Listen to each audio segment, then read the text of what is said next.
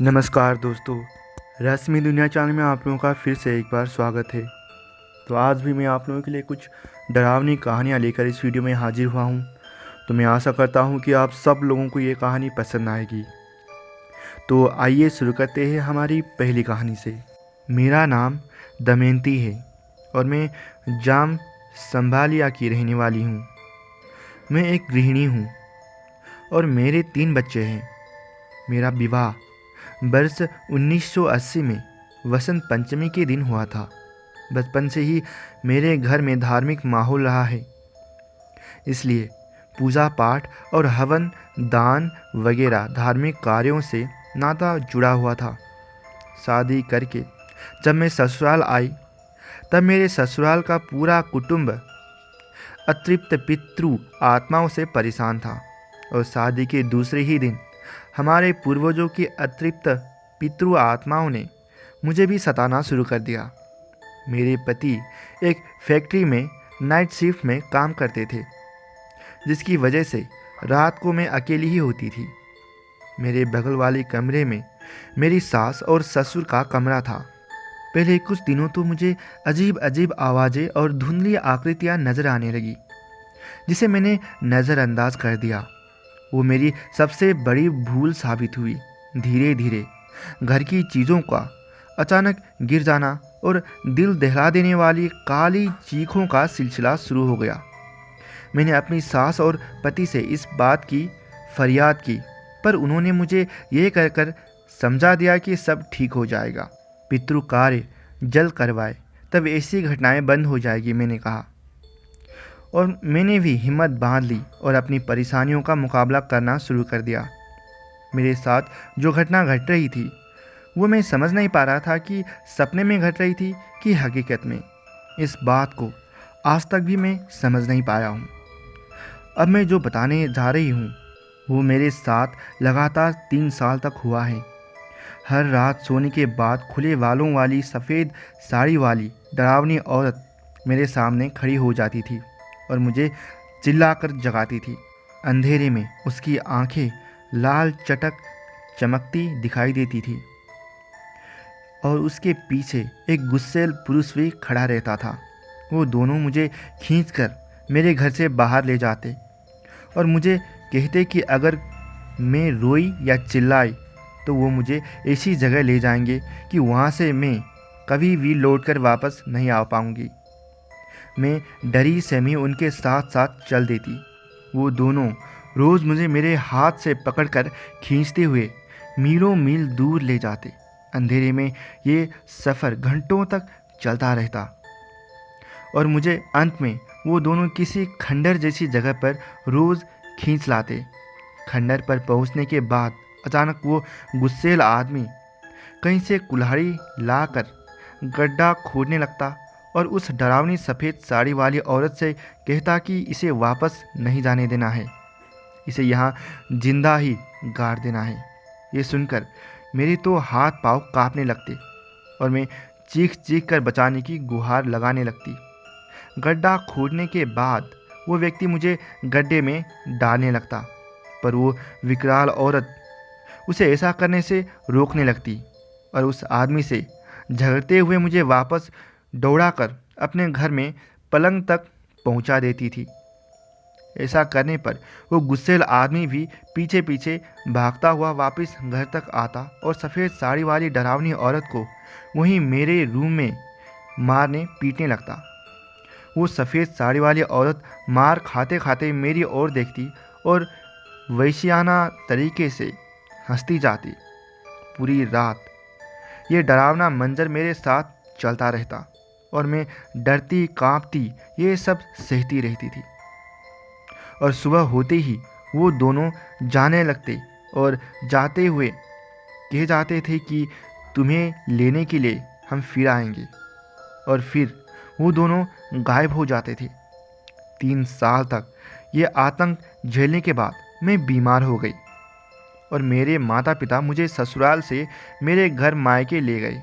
फिर मेरे पिताजी ने मेरे ससुर जी और सास से चंडी पाठ और अतृप्त पितृ शांति कार्य करवाने को कहा। विधिवत धार्मिक कार्य संपन्न करने के बाद कभी फिर मुझे वो डरावना अनुभव नहीं हुआ है। और पुरोहित से पूछवाने पर पता चला कि वो लोग मेरी सास के देवर और देवरानी थे और मेरी सास के पास जा नहीं पा रहे थे, इसीलिए मुझ पर कहर ढा रहे थे। पुरोहित के अनुसार वो दोनों मेरी सास के द्वारा सताए जाने की वजह से आत्महत्या करके मर गए थे, इसीलिए भटक रहे थे। मेरे ससुराल वालों के कहने के मुताबिक मेरी सास के देवर और देवरानी बिना बताए कहीं चले गए थे और आज तक लापता है। फैमिली एल्बम में पुराने फोटोग्राफ देखने पर मैंने फ़ौरन उन दोनों को पहचान लिया था। तो कैसे लगी हमारी पहली कहानी आप लोगों को? तो आइए चलते हैं हमारी दूसरी कहानी की तरफ। मेरा नाम अरविंद दीवान है।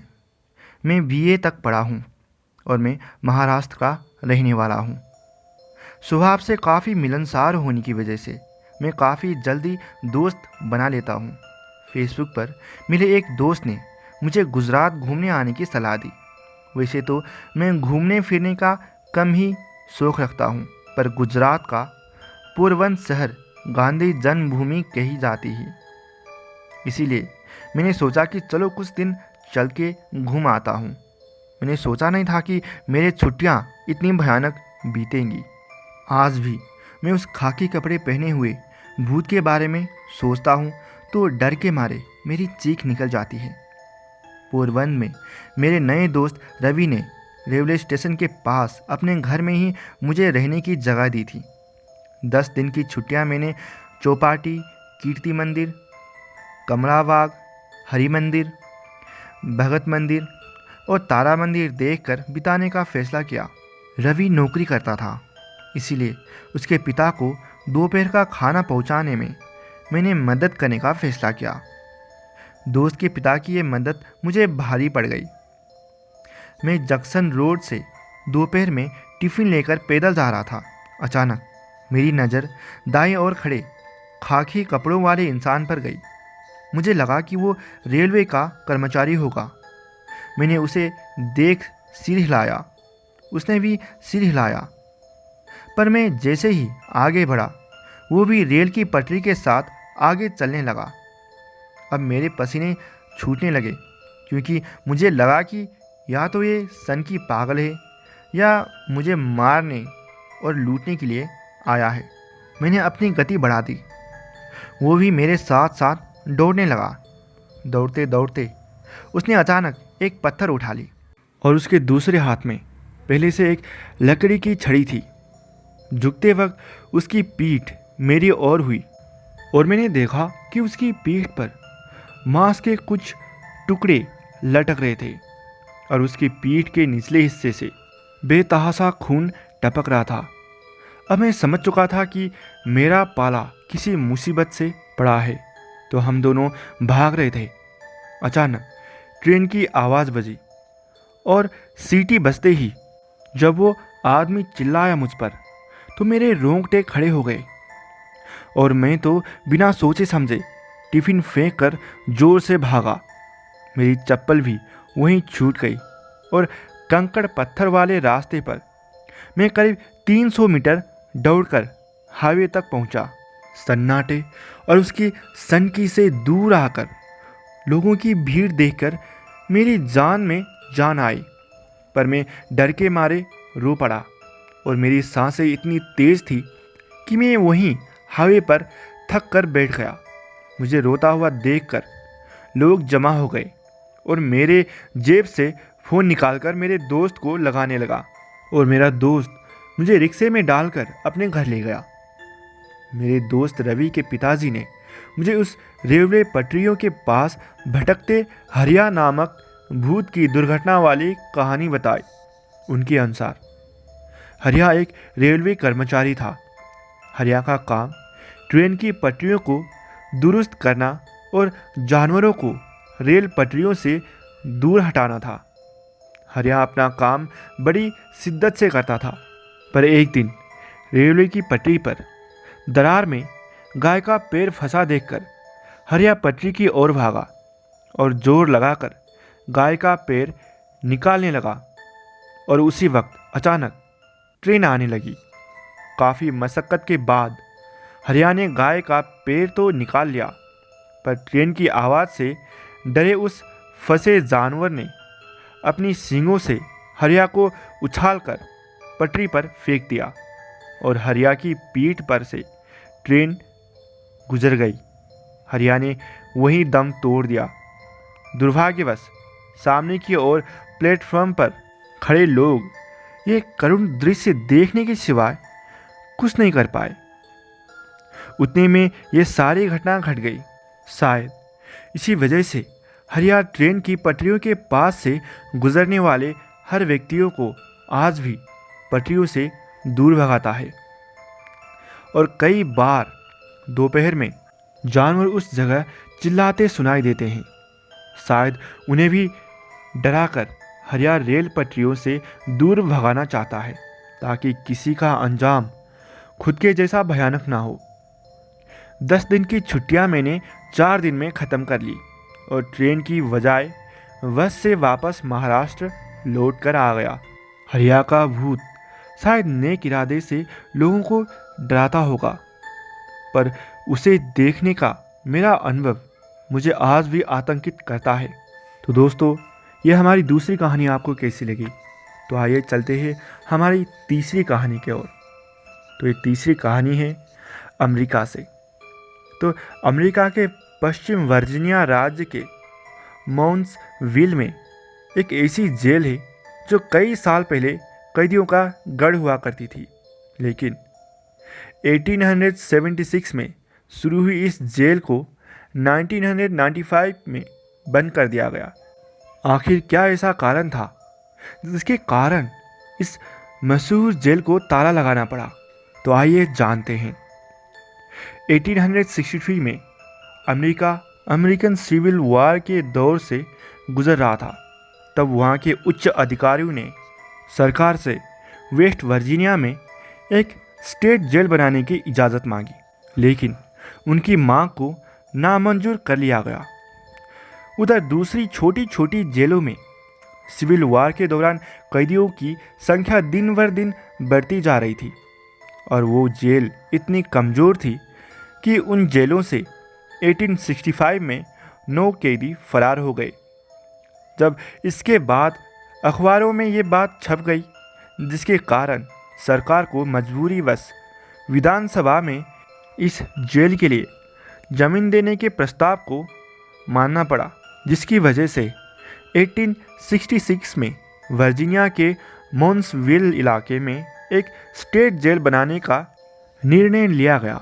इस जेल के दक्षिणी भाग में 224 कोठरियाँ थीं और उत्तर भाग में रसोई घर, हॉस्पिटल जैसी मूलभूत सेवाओं के लिए जगह बनाई गई थी। एक 4 मंजिला टावर का निर्माण यहाँ के कैदियों की देखरेख के लिए किया गया था।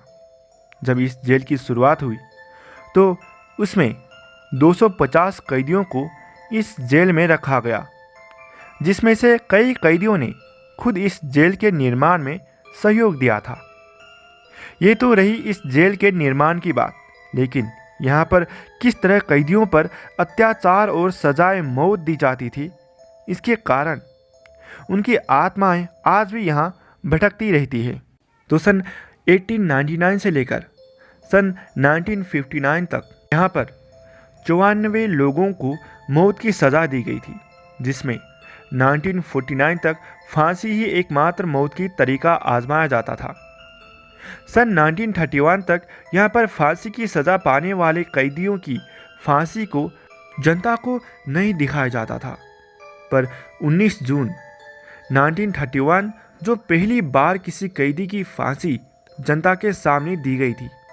इस जेल में फांसी पाने वाला अंतिम कैदी वर्ट पीटरसन था, जिसकी लाश को उसके परिवार के लोगों ने ले जाने से मना कर दिया था। सन 1951 से इस जेल में मौत की सज़ा का ऐसा क्रूर तरीका अपनाया गया, जिसमें आदमी अपनी मौत में तड़प तड़प कर मरता था। सन 1951 में यहाँ पर बिजली के झटकों से कैदियों को मौत की सज़ा सुनाई जाती थी, जिसके लिए इस जेल में एक कुर्सी पर उस कैदी को बिठाया जाता था जिसके मौत तय किया गया हो। उसके बाद उसको बिजली के हाई वोल्टेज झटके देकर उसको मार दिया जाता था। उन कुर्सियों पर 9 लोगों को मौत के घाट उतार दिया गया था, जिसके कारण ऐसी अजीबोगरीब मौत की वजह से उन कैदियों की आत्माएं आज भी उनके हत्यारों की तलाश में उस जेल में भटकती रहती है। सन 1965 में यहाँ पर मौत का सिलसिला बंद कर दिया गया और सन 1965 के बाद यहाँ पर किसी को मौत की सज़ा तो नहीं दी गई, लेकिन कैदियों की संख्या बढ़ती जा रही थी और सन 1960 के दशक के यहाँ पर सबसे ज़्यादा 2000 कैदी थे और 1986 के दंगों में यहाँ पर काफ़ी कैदी आ गए थे। धीरे धीरे दूसरे जेलों में उच्च सुरक्षा के कारण इस जेल में कैदी कम होते गए, जो 1995 तक घटकर केवल 600 रह गए और 1986 से इस जेल में कैदियों पर होने वाले अत्याचारों का खुलासा होने के बाद कोर्ट ने इस जेल को सील कर दिया और 9 साल बाद 1995 में इस जेल को पूरी तरह से बंद कर दिया गया। इस जेल के बंद होने का दूसरा कारण स्थानीय लोग बताते हैं कि क्रूरता से यहाँ पर जिन जिन लोगों को मौत की सज़ा सुनाई गई, उनकी आत्माएं इस जेल में भटकती रहती है और सन 1995 के बाद ऐसी भूता घटनाओं के चलते यहाँ पर भूतिया फिल्मों की शूटिंग होना शुरू हो गई, जिसके कारण यहाँ पर कई टीवी सीरीज और फिल्में इस जेल में फिल्माई जा चुकी है। यहाँ पर फिल्मों में काम करने वाले कई कलाकारों को भी प्रेतवादी घटनाओं का सामना करना पड़ा था और यहाँ पर प्रेतवादी घटनाओं से मौत के मामले तो सामने नहीं आए, लेकिन इस जगह को haunted places in United state और हॉन्टेड प्रिजन इन वर्ल्ड में शामिल कर लिया गया, जिसको आप कई बुक्स में भी पढ़ सकते हैं। तो दोस्तों, आज के लिए इस वीडियो में इतना ही। आपको ये हमारी सभी कहानियाँ कैसी लगी? अगर अच्छी लगी है तो इस वीडियो को लाइक करना बिल्कुल ना भूलिएगा और साथ ही साथ इस वीडियो को शेयर भी ज़रूर कर दीजिएगा अपनी व्हाट्सएप, फेसबुक, जहाँ कहीं भी हो। तो अभी तक आपने अगर इस चैनल को सब्सक्राइब नहीं किया है तो कृपया करके ऐसे ही कहानियाँ सुनने के लिए चैनल को सब्सक्राइब करना बिल्कुल ना भूलिएगा। तो आज के लिए इस वीडियो में इतना ही। धन्यवाद।